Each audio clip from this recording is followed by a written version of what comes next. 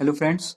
तो अब हम जो है जीके को पढ़ेंगे कैसे, जो प्रीवियस ईयर एंट्रेंस में क्वेश्चंस आए हुए हैं उनकी हेल्प से, और उससे ही रिलेटेड कुछ नए क्वेश्चंस भी देख सकते हैं। मतलब उससे रिलेटेड जो हमारी हिस्ट्री या फिर जीके रिलेट होगी वो भी साथ के साथ हम पढ़ लेंगे।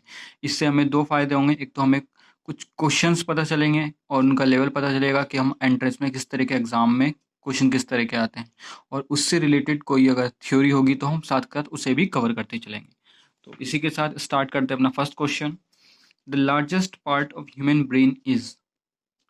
तो लार्जेस्ट पार्ट जो होता है ह्यूमन ब्रेन का होता है सेरिब्रम। ठीक है, चलिए नेक्स्ट क्वेश्चन देखते हैं अब हम। Food is normally digested in. तो फूड किस में डाइजेस्ट होता है? Liver, small intestine, stomach and large intestine. तो इसका जो आंसर है वो है स्मॉल इंटेस्टाइन। जो हमारा फूड डाइजेस्ट होता है स्मॉल इंटेस्टाइन में, एंड एब्जॉर्ब वगैरह जो होता है वो कहाँ में होता है? उसके लार्ज इंटेस्टाइन में। ठीक है, चलिए अब Gulistan is written by. Gulistan क्या है? गुलिस्तान जो है ना एक पर्शियन लिटरेचर। ये सादी उनके राइटर हैं, और कब लिखा गया है? ये लिखा गया था 1258। ठीक है, तो हमारे से ये भी क्वेश्चन पूछा जा सकता है कि गुलिस्तान जो है वो किस लिटरेचर का है, तो हम बता देंगे कि पर्शियन लिटरेचर का है। Next, when did round table conference started. तो जो राउंड टेबल कॉन्फ्रेंस जो स्टार्ट हुई थी वो लगभग 1930, 12 नवंबर 1930 में स्टार्ट हुई थी एंड 1931 तक चली थी। तो अगर हमारे से पूछेगा, अगर ऑप्शन आता वहाँ स्टार्टेड, तो अगर ऑप्शन यहाँ होता 1930 तो हम वो करेक्ट करते, लेकिन यहाँ पे 1930 ऑप्शन में नहीं है तो हम 1931 को सेलेक्ट कर लेंगे। ठीक है, अब इसमें पूछ सकता है कि ये राउंड टेबल कॉन्फ्रेंस कहाँ पर हुई थी, तो लंदन में राउंड टेबल कॉन्फ्रेंस हुई थी। कहाँ हुई थी? लंदन में। ठीक है, तो इससे हमारा ये हो गया question. Next question, which is the first month of Indian national calendar. जो इंडिया का नेशनल कैलेंडर है उसका फर्स्ट मंथ कौन सा है? फर्स्ट मंथ जो होता है उसका होता है चैत्रा, और जो लास्ट मंथ होता है वो होता है असद। ठीक है, और ये जो फर्स्ट मंथ होता है चैत्रा, ये 22 मार्च से स्टार्ट होता है। ठीक है, चलिए नेक्स्ट क्वेश्चन। ये तो the national bird of India is, ये तो पता है कि पीकॉक नेशनल बर्ड होता है। क्वेश्चन नंबर 7 देखते हैं। तीर्थंकर इज एसोसिएटेड विद। तीर्थंकर जो है ना वो एक स्पिरिचुअल लीडर थे। स्पिरिचुअल लीडर या फिर स्पिरिचुअल टीचर कहेंगे किसमें?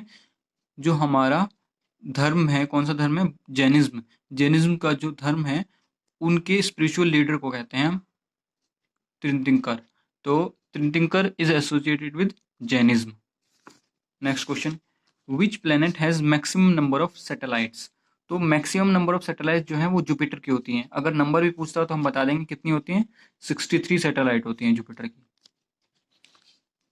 Next question, blog is a laptop, mobile, personal journal on web, newspaper और इंटरनेट। तो ब्लॉग तो आपको पता होगा कि ब्लॉग किसे कहते हैं? जो पर्सनल लोग कुछ कंटेंट लिखते हैं या फिर आर्टिकल्स लिखते हैं उनको हम कहते हैं ब्लॉग। तो पर्सनल जर्नल भी कह सकते हैं उसे, किस पर? वेब पर। ठीक है, नेक्स्ट क्वेश्चन देखते हैं। Which is the boundary line between Pakistan and Afghanistan. तो पाकिस्तान एंड अफगानिस्तान के बीच में जो बाउंड्री लाइन जो होती है, बाउंड्री लाइन मतलब ये वाली, जैसे कि यहाँ पर अगर अफगानिस्तान है एंड यहाँ पर अगर इंडिया है तो इनके बीच में एक लाइन होती है। ऐसे ही हर कंट्री के बीच में हम लाइन होती है, तो उसको हम क्या कहते हैं? उसको कहते हैं दुरंत लाइन। जीके की जो मैंने एक फर्स्ट वीडियो अपलोड कर रखी है उसमें मैंने सारी लाइन के बारे में बताया कि इंडिया पाकिस्तान की लाइन को क्या कहते हैं, इंडिया चाइना की लाइन को क्या कहते हैं। तो अगर आपको वो देखना है तो आप फर्स्ट वीडियो में देख सकते हैं। चलिए नेक्स्ट क्वेश्चन देखते हैं। Where are pyramids found? Afghanistan, Egypt, Syria and Nigeria. तो एवरीवन नोज दैट इजिप्ट में पिरामिड्स पाए जाते हैं। ठीक है, तो नेक्स्ट क्वेश्चन देखते हैं। Dada Saheb Phalke award given in the field of. Dada Saheb Phalke award जो है वो फिल्म में मिलता है। ठीक है, अवार्ड्स के ऊपर भी क्वेश्चन आ जाते हैं हमें, तो ये भी हमें पता होना चाहिए कि कौन सा अवार्ड किस पर, किस फील्ड में या किस कैटेगरी में मिलता है। Which state has highest literacy rate? Maharashtra, West Bengal, Kerala and UP. तो उसका आंसर है केरला। केरला जो है हमारा हाईएस्ट लिटरेसी रेट वाला स्टेट है।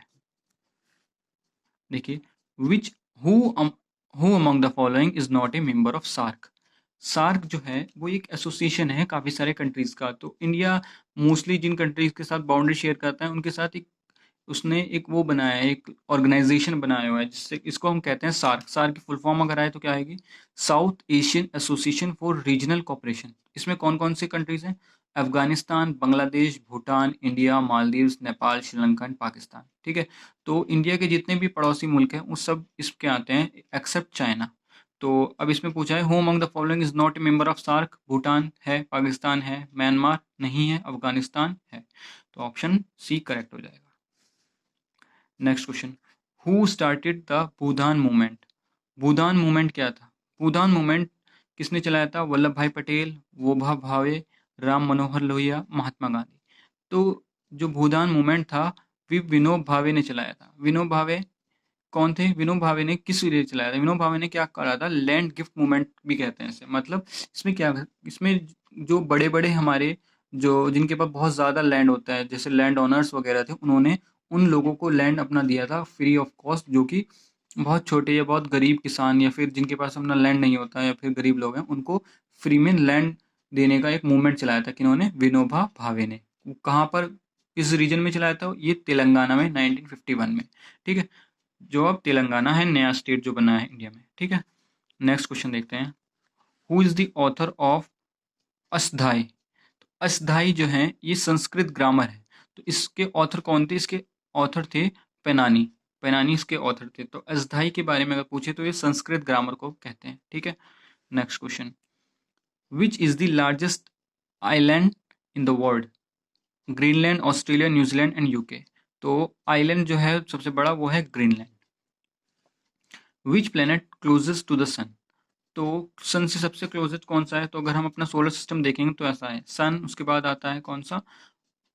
मरकरी, फिर वीनस, फिर अर्थ, फिर मार्स, फिर जुपिटर, फिर सैटर्न, फिर यूरेनस, फिर नेपच्यून। नेपच्यून सबसे लास्ट में आता है। तो सन के क्लोजेस्ट कौन सा है? Mercury. Next question, the currency of Turkey's. तुर्की की जो करेंसी है उसे हम लीरा कहते हैं। ठीक है, अगर पूछे बांग्लादेश की करेंसी क्या है? बांग्लादेश की करेंसी होती है टका। ठीक है, और अगर पूछे मलेशिया की करेंसी क्या है? तो मलेशिया की करेंसी होती है रिंगेट। एंड इंडोनेशिया की अगर पूछेगा, इंडोनेशिया की होती है रुपया। ठीक है, चलिए, who was the greatest ruler of Mauryan empire? तो मौर्यन एम्पायर के जो ग्रेटेस्ट रूलर थे, चंद्रगुप्त मौर्य, अशोका, हर्षवर्धन, समुद्रगुप्ता। तो चंद्रगुप्त मौर्य जो थे वो मौर्य एम्पायर के कौन थे? सबसे ग्रेटेस्ट रूलर थे। अब ये देखिए, the Mughal dynasty was founded in. Mughal dynasty जो फाउंड हुई थी वो 1526 में फाउंड हुई थी। अच्छा, अब इसका अगर पूछ ले कि मुगल डायनेस्टी के फाउंडर कौन थे या फिर फर्स्ट रूलर कौन थे? तो फर्स्ट रूलर थे इनके बाबर।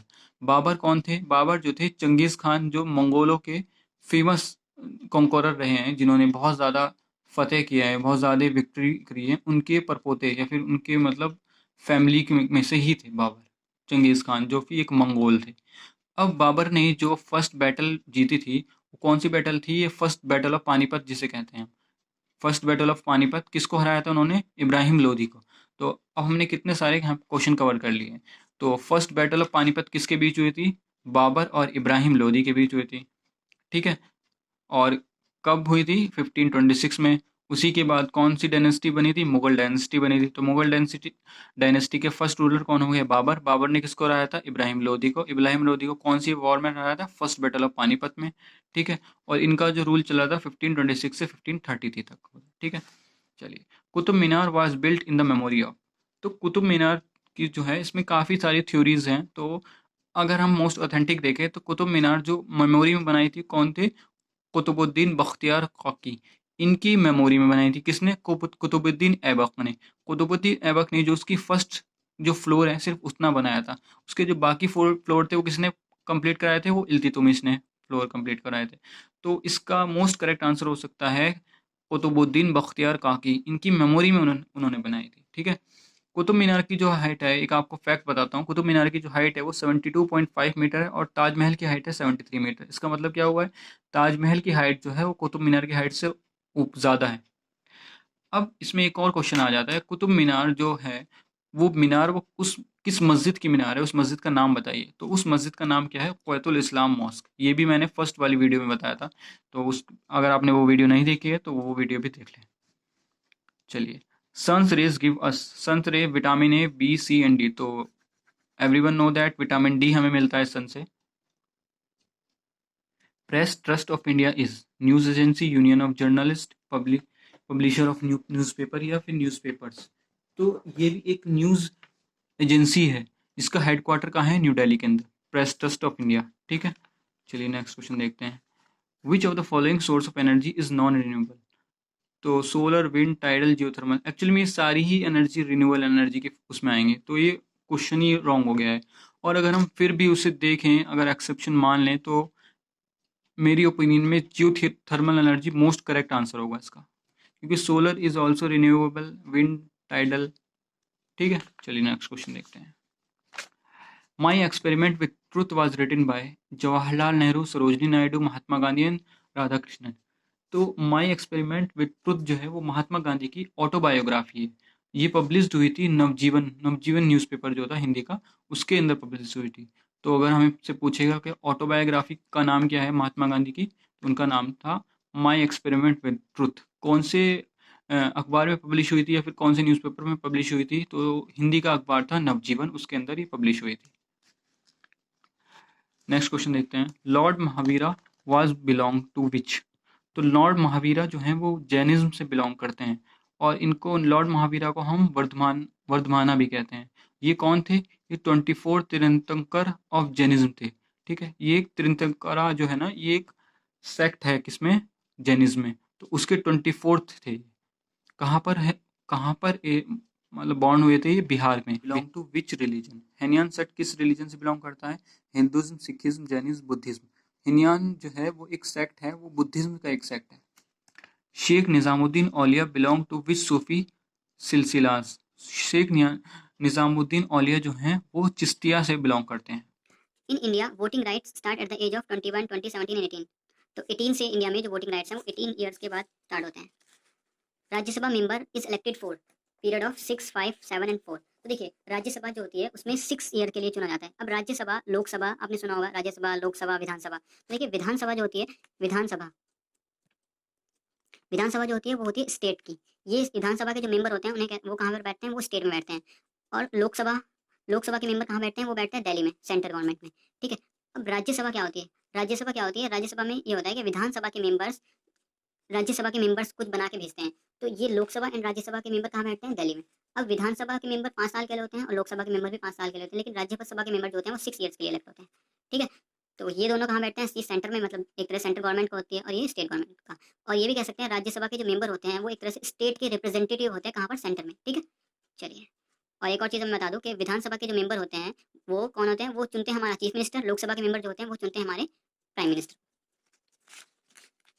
दीन इलाही वाज स्टार्टेड बाय, दीन इलाही जो एक दीन इलाही क्या था? दीन इलाही तरह से रिलीजन का कंपोजिट उन्होंने बनाया था। किसने? अकबर ने। अकबर ने क्या किया था कि जितने भी रिलीजन थे उस टाइम, उन सबके कुछ कुछ मतलब कुछ रिचुअल्स, कुछ थिंग्स और कुछ उनके जो रूल्स वगैरह थे उनको मिलाकर एक एक नया रिलीजन एक तरह से बना दिया था। उसे वो दीन इलाही कहता था। कुछ हिस्टोरियंस का हमारे ये मानना है कि दीन इलाही उस टाइम अकबर का कोई शब्द नहीं था जो यूज होता, बल्कि वो कहलाता था तौहीद इलाही। ठीक है, चलिए। The first battle of Panipat was fought between. तो देखिए वही क्वेश्चन दोबारा आ गया। फर्स्ट बैटल ऑफ पानीपत किसके बीच हुई थी? बाबर और इब्राहिम लोदी के बीच कब हुई थी? 20 अप्रैल 1526 में। यही तो कौन थे? बाबर फर्स्ट फाउंडर भी थे उस किसके? मुगल एम्पायर के। Muslim League was founded in year 1910, 1911, 1906, 1915। तो मुस्लिम लीग जो थी वो 1906 में फाउंड हुई थी। कहाँ पर ये जो हुई थी? ये डेक्कन, ब्रिटिश इंडिया, डेक्कन का एरिया कौन सा होता है? अब जो है ये ढाका बांग्लादेश में आता है। और इसके फाउंडर किसे कहा जाता है? ख्वाजा सलीमुल्लाह को इसके फाउंडर कहा जाता है। अच्छा, अगर आपको ये वीडियोस और इस तरह से क्वेश्चन करने में अच्छा लग रहा हो या पसंद आ रहा हो तो आप इस वीडियो को लाइक ज़रूर करना और चैनल को सब्सक्राइब करना। अगर आप मतलब इस चीज़ को, वीडियो को प्रमोट करेंगे तो मैं समझूंगा कि मैं आपके लिए और इस ऐसी तरह की वीडियो बनाऊं। तो कमेंट बॉक्स में मुझे ज़रूर बताना कि आपको वीडियो अच्छी लग रही है। ठीक है, चलिए नेक्स्ट क्वेश्चन देखते हैं। Night blindness is caused by lack of which vitamin? Night blindness जो है ना वो विटामिन ए, बी, सी या डी किसमें किसके लैक से होती है? तो विटामिन ए की लैक से कौन सी होती है? Night blindness. नाइट ब्लाइंडनेस का मतलब क्या होता है? कि उससे रात के टाइम में दिखना बंद हो जाता है उस पर्सन को। अब ह्यूमन सेल कंटेन्स कितने क्रोमोसोम्स? 44, 48, 46, 23। देखिए ह्यूमन सेल जो है वो 46 क्रोमोसोम्स रखती है, लेकिन इसमें कभी कभी कन्फ्यूज़न क्या होता है कि वो लिख देता है कि 23 पेयर्स। तो अगर पेयर्स में लिखेगा तो 23 होगा आंसर इसका। अगर वो पूछेगा नंबर ऑफ क्रोमोसोम तो 46 क्रोमोसोम्स ही आएंगे। ठीक है, तो ये थोड़ा सा हमें ध्यान रखना है। विच of the following helps in clotting of the blood? P1, B, D, K। तो जो हमारी जैसे चोट लग जाती है और उस पे से ब्लड बाहर आना शुरू हो जाता है, तो कुछ देर बाद हमारा ब्लड जो रुक जाता है वो किस वजह से, उस पे एक क्लॉट जम जाता है, वो किस वजह से होता है? जो विटामिन के होती है हमारे ब्लड के अंदर, उस वजह से। अब T20 cricket world cup 2016 held in Bangladesh, Sri Lanka, India, Australia. तो T20 का जो वर्ल्ड कप हुआ था 2016 वाला, उसका जो होस्ट था वो इंडिया था, और इस वर्ल्ड कप को जीतने वाली कंट्री था वेस्ट इंडीज। एंड इसमें रनर अप कौन रहा था? इंग्लैंड रहा था। Universal blood acceptor, O, A B, B positive, A positive. तो यूनिवर्सल ब्लड एक्सेप्टर जो होता है वो ए बी पॉजिटिव होता है, और यूनिवर्सल डोनर होता है वो ओ नेगेटिव होता है। तो हमें कुछ भी पूछ ले हम बता सकते हैं। तो इस वीडियो में 40 क्वेश्चन ही रखते हैं। अगर आपको वीडियो पसंद आई हो तो उसको लाइक ज़रूर करना, और मुझे कमेंट बॉक्स में बताना कि मैं इसकी जैसी और वीडियो बनाऊँ। ठीक है, चलिए मिलते हैं नेक्स्ट वीडियो में।